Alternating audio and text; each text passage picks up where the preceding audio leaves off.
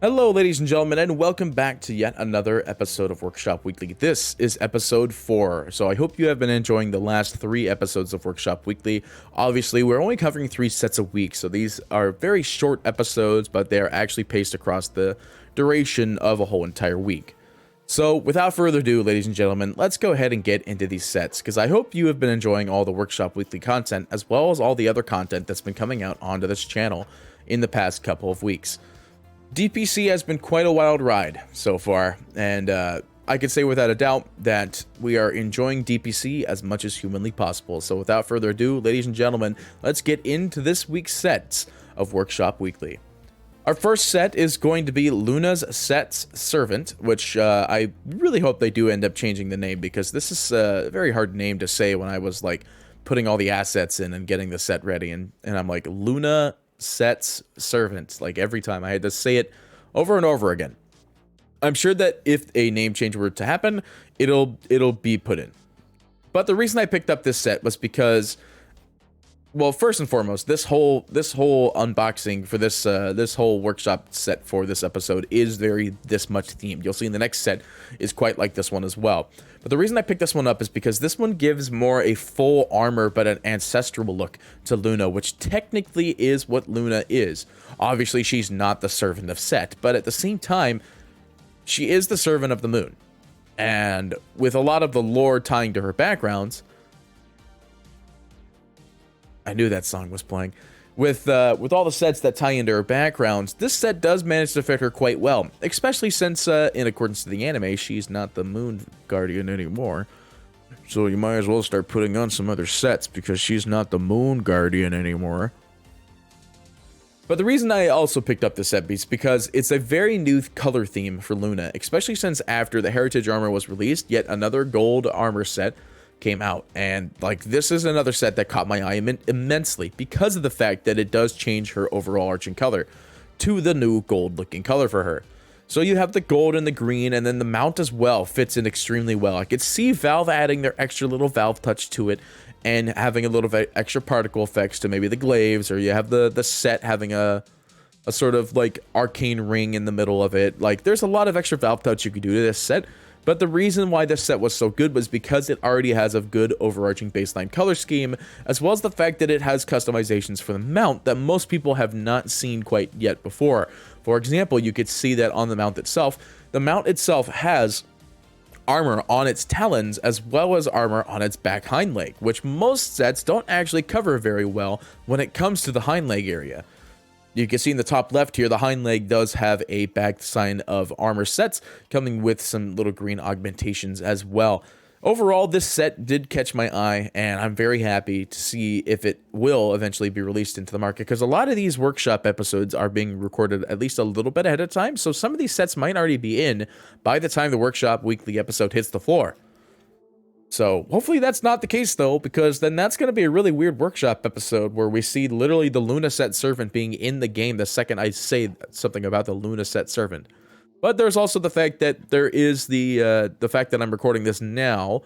In like 2 weeks, there's going to be the new battle pass. So maybe all the stuff that I'm talking about is going to be in there. Maybe it won't. Let's get into the next set though. But before I talk about anything else though, let's go ahead and figure out what is actually in this set. The Luna Set Servant comes with 5 items, being the Helm, Mount, Shoulders, Weapon, and Shield. And that's it. No loading screen, no alternate style, no nothing like that. Let's get into our second set of the day. I already said that, yes, a lot of our sets are going to be very ancient themed, and now we're in the King of Egypt by, once again, Laughingskypig and Lukas. Now, the reason I picked up this Sand King set was, again, because it matches the overall arching theme of today's Workshop Weekly episode, but it's also just a really good set overall. Like, this is a very ancestral set for Sand King, and he is technically a very ancestral person. Like, he's old.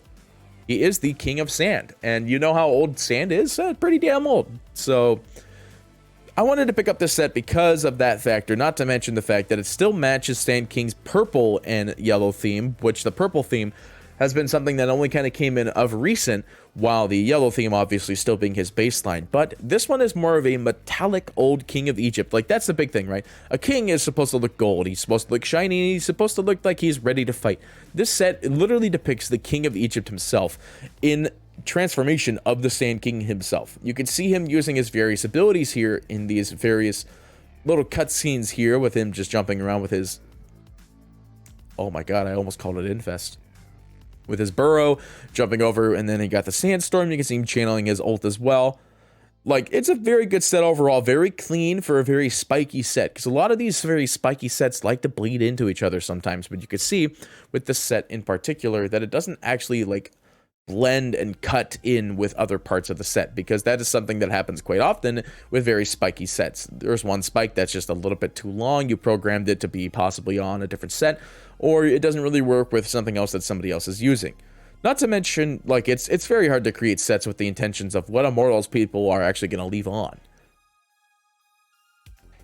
So that does it with this set here. Again, this is the King of Egypt by Laughingskypig. Comes with 5 items, being the arms, head, legs, shoulders, and tail. Let's go into our final set for this Workshop Weekly episode. It's going to be Faceless Void, the Hive Mind.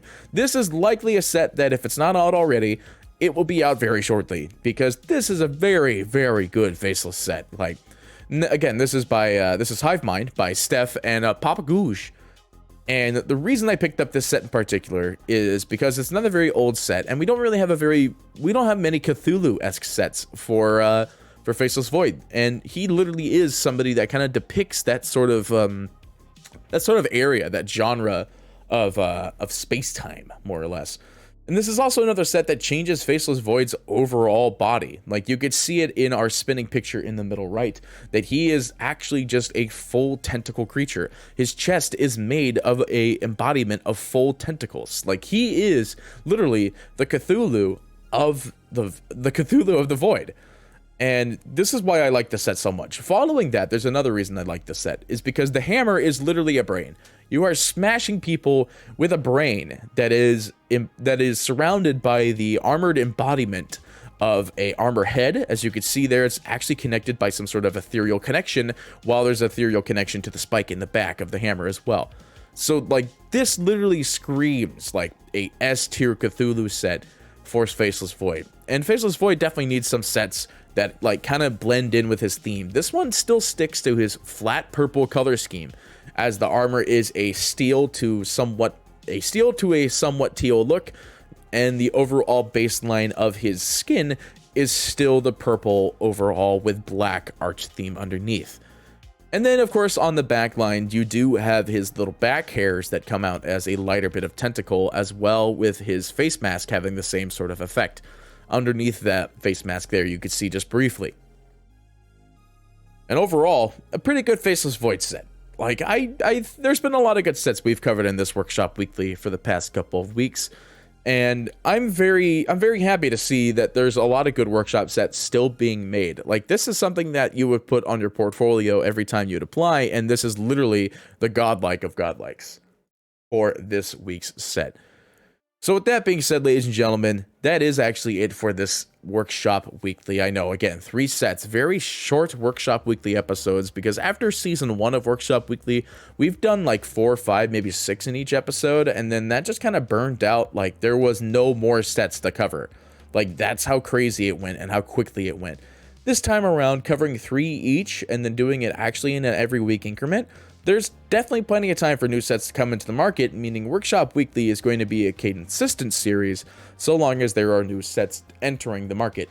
When there aren't any more sets entering the market, well, that's when we talk about the Workshop Podcast. That's right, ladies and gentlemen, the Workshop Podcast, where we take workshop artists from not only just Dota, but from every workshop-capable location when it comes to esports construction of cosmetics overall. That means we'll get CSGO, we'll get Rainbow Six, maybe Overwatch, Dota. We've already done Dota. Maybe League of Legends. I don't know how that one works for them. But basically, the Workshop Podcast will be taking people from various cosmetic and particle effect designers from each and every job location, and we'll talk about workshop stuff. So I hope you thoroughly enjoyed this episode of Workshop Weekly for week number 4.